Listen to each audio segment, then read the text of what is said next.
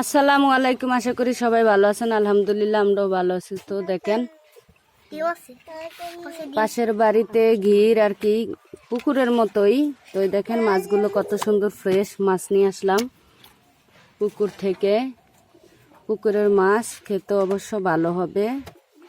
তো দেখেন মাছগুলো কত সুন্দর। তো আপনাদের সাথে মাছ ধরার ভিডিওটা শেয়ার করতে পারিনি, আমি গিয়ে দেখি মাছটা ধরা হয়ে গেছে, তো শুধু নিয়ে আসলাম।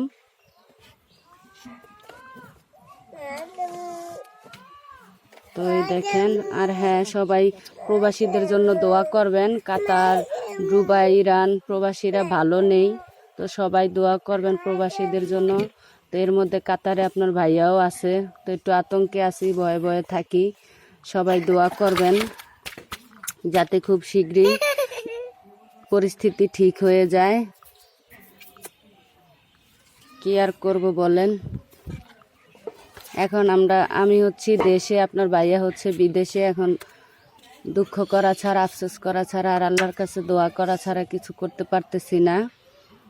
তো সবাই দোয়া করবেন। আর কি করব, দেখেন বাচ্চারা কি করতেছে মাছগুলো নিয়ে।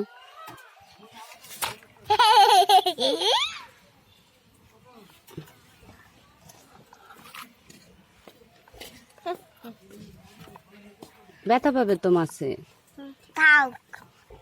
জানতো না আমার মনে গেল পড়বনি লাপাই চোখে বসো।